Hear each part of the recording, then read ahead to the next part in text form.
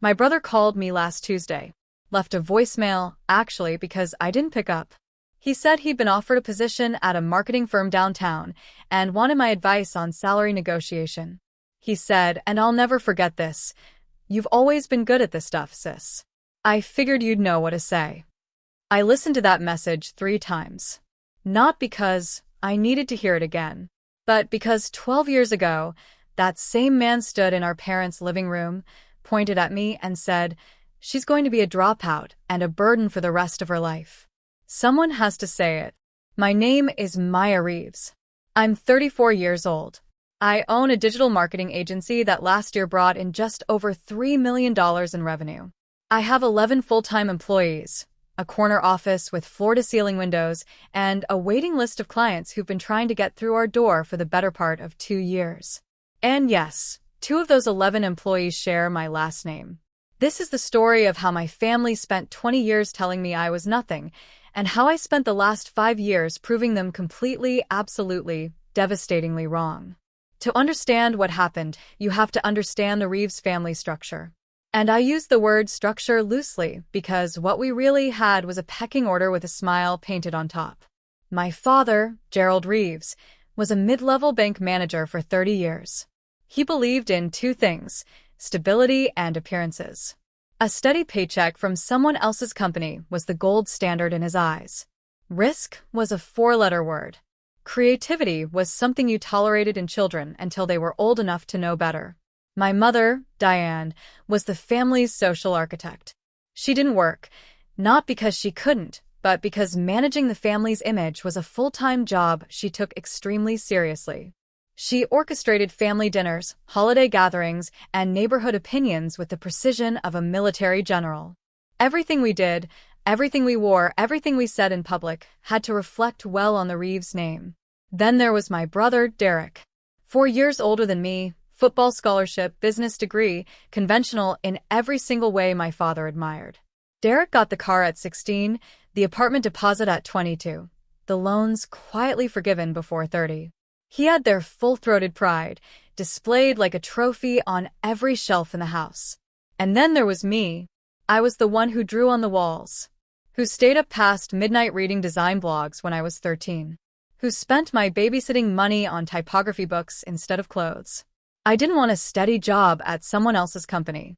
I wanted to build something of my own, and I made the mistake, the grave mistake, of saying that out loud in a family that treated ambition like a mental illness. By the time I was in high school, the pattern was firmly established. Derek's B- was good effort. My A- was you should have done better. Derek's college acceptance was a dinner table celebration. My decision to study graphic design was met with my father's actual words: "That's not a career, Maya. That's a hobby." I stayed because they were my family.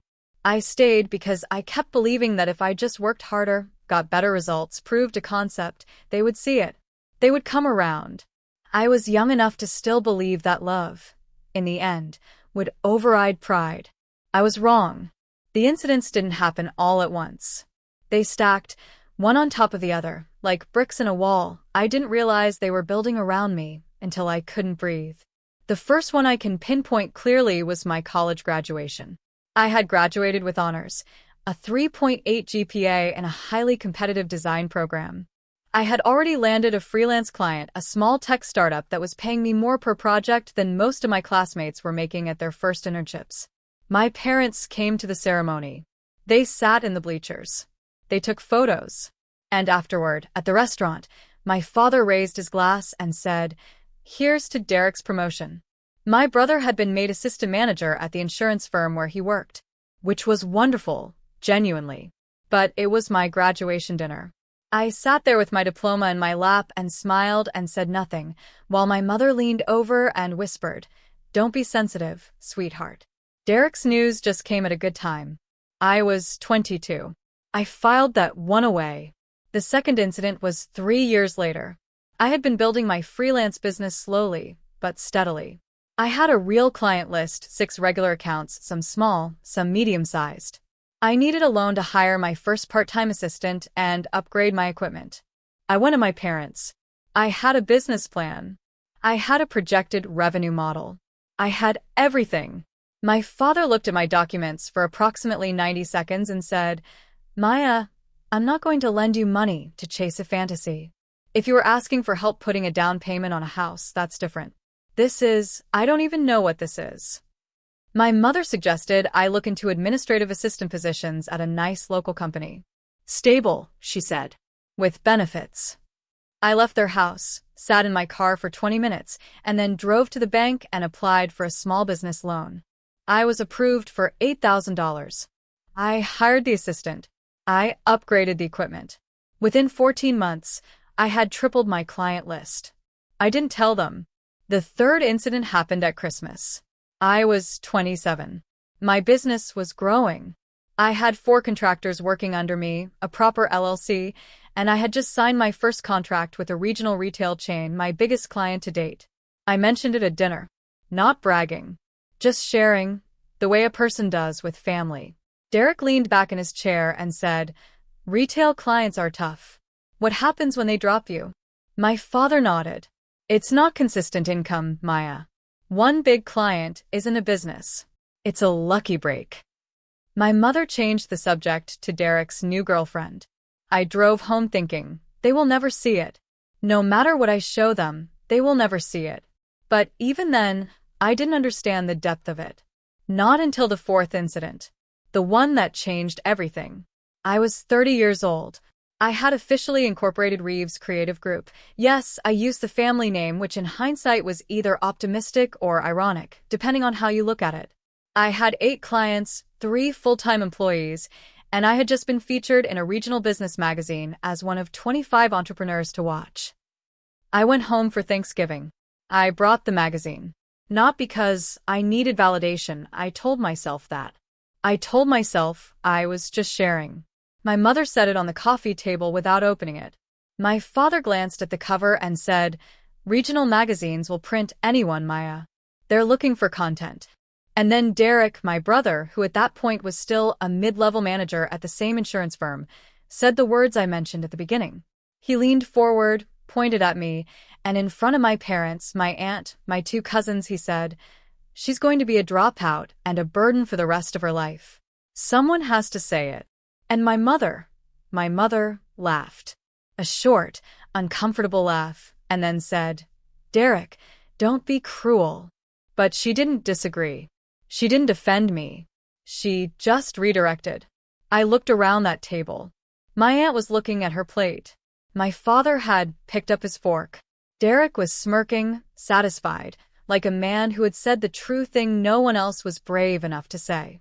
I stood up very quietly. I folded my napkin. I said, Thank you for dinner, and I picked up my magazine from the coffee table, and I walked out the front door. I sat in my car in their driveway for a long time, and I made a decision that I have never reversed, have never regretted, and have never looked back from. I was done asking for their approval, and I was going to build something so undeniable that the whole world would see what they had chosen not to.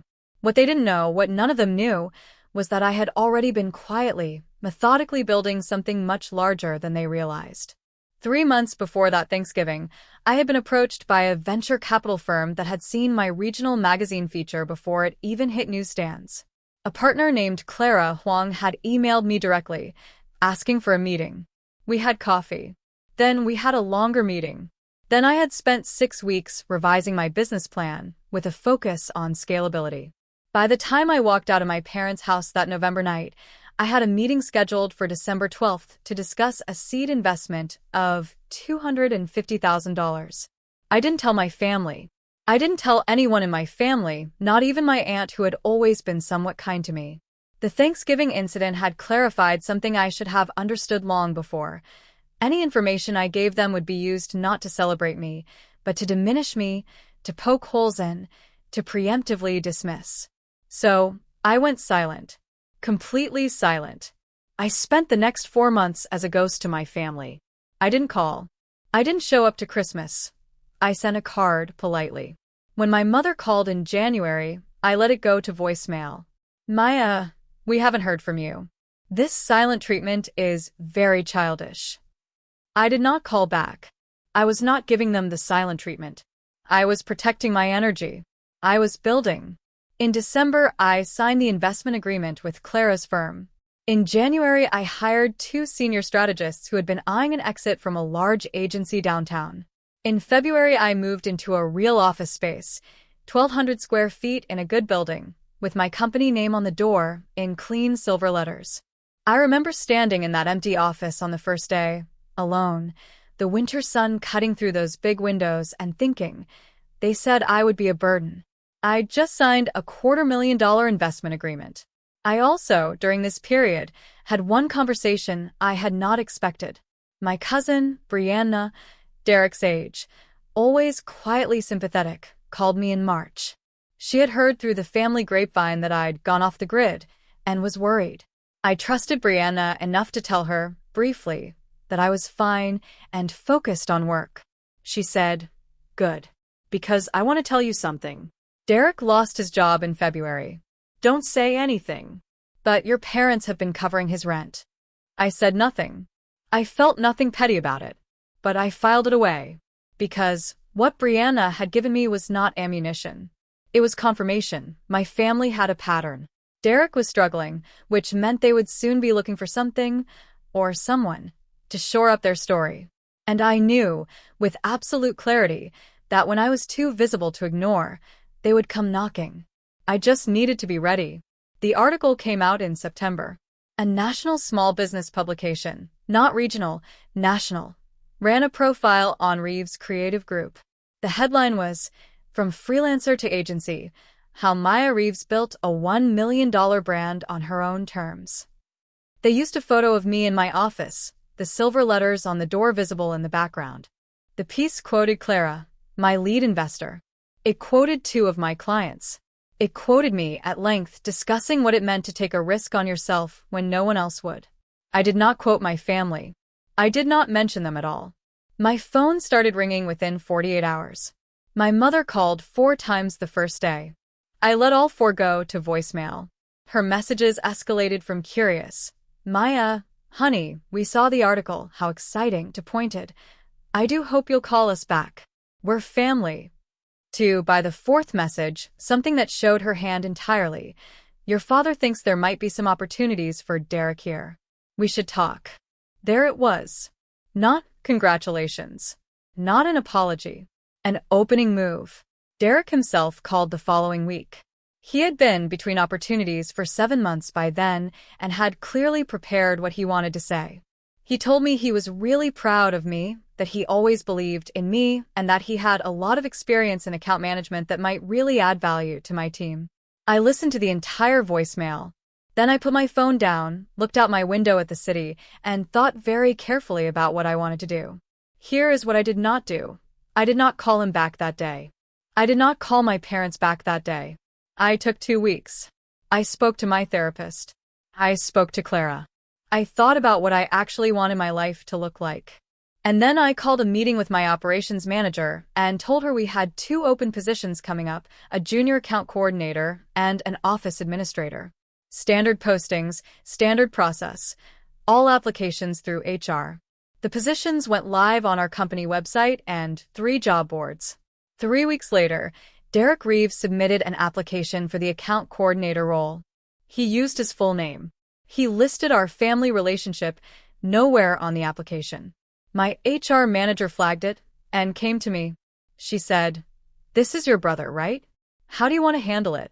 I said, "Run him through the exact same process as everyone else." Derek made it to the 2nd round of interviews before my mother called me and made it impossible to stay quiet any longer. It was a Wednesday evening. I was still at the office. I picked up, I'm not sure why, maybe some old reflex, and before I could say a word, she said, "Maya, I know Derek applied at your company. I just want you to know how much it would mean to this family if you would give him a real chance. He's struggling. And after everything we've been through," I repeated. My voice was very calm. "Mom, I want to make sure I understand what you mean by that." She paused. "We're your family, Maya." "You are," I said. "You're also the people who sat at a Thanksgiving table and let Derek call me a burden in front of everyone and said nothing. You're the people who didn't open the magazine I brought home. You're the people who told me my entire life that what I was building wasn't real. So when you say, after everything we've been through, I need you to be specific about which part you mean. Silence. Then, you were always so sensitive. And there it was. 11 years of that word, landing right on cue. I said, I'm going to say this once, clearly, so there's no confusion. Derek's application is being processed by my HR department like every other application. I am not involved. If he is qualified and performs well in the process, he may be offered a position.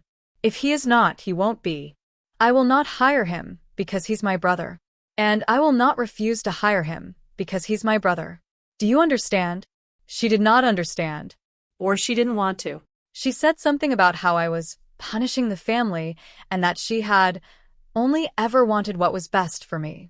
I said, Mom, I know you believe that. I really do. But wanting what's best for someone and actually doing what's best for them are two different things. You wanted stability for me. That's real. But you also made me feel worthless for the better part of 20 years.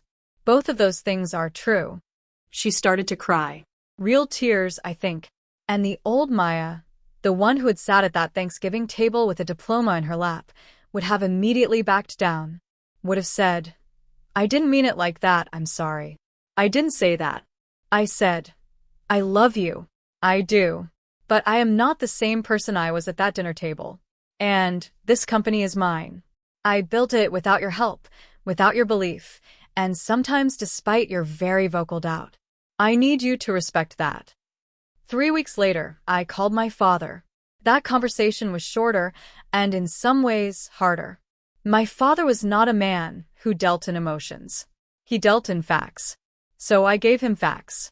I said, Dad, you told me that graphic design wasn't a career, that it was a hobby. I want you to know that this hobby employs 11 people, carries a full benefits package, and last quarter posted its highest revenue to date. I'm not saying this to hurt you. I'm saying it because I think you deserve to know the truth about what you dismissed. He was quiet for a long time. And then he said, and I'll give him credit for this because it took something, he said, I didn't see it, Maya. I didn't see what you were capable of. I said, I know. And then, because I am human and not a saint, I said, I hope you see it now. Derek was offered the account coordinator position. He earned it, I want to be clear about that.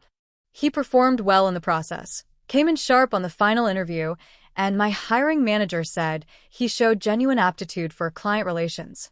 He was not hired because of me.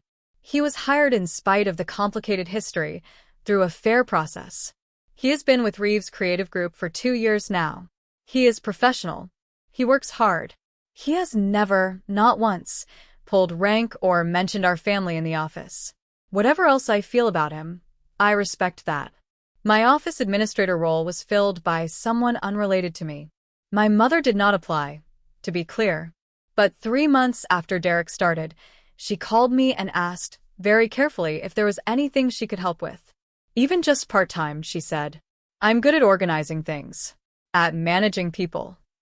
I told her I'd keep her in mind. I have not offered her a position. I may someday, but not yet. That clock runs on my time. My father retired last year. At his retirement party, a small family gathering I attended for exactly 2 hours, he gave a speech in which he mentioned me. He said, my daughter built something I didn't have the imagination to see coming. I'm proud of her. He stumbled over the words a little. Gerald Reeves is not a man built for emotional speeches. But he said it in front of everyone. And my aunt caught my eye from across the room and gave me a small nod, and I held it together until I got to my car. I cried for about 10 minutes. Not from sadness. From something that I think was the sound of a very old wound finally starting to close. It's been 5 years since I walked out of that Thanksgiving dinner. 3 years since the national article. 2 years since Derek joined the team. And I've had a lot of time to sit with all of it. Here's what I know now. My family did not set out to destroy me. That's the complicated truth. They operated from fear of instability, fear of difference, fear of anything that didn't fit the template they had inherited. My father's dismissal of my work wasn't cruelty, for cruelty's sake. It was the language of a man who had been taught that safety was the highest value and who couldn't comprehend someone voluntarily stepping outside it. That doesn't excuse it. Understanding why someone causes harm doesn't make the harm disappear, but it helps me carry it more lightly. What I will not do is pretend it didn't happen. I will not let my family rewrite the story now that there's a success to attach their names to. I've heard the way my mother describes my company to her friends, the proud, proprietary, her father, and I always knew she was talented. I've smiled and said nothing, but I know the truth. And the truth is the only version that matters to me. What I want to say to anyone listening who sees themselves in any part of the story is simply this.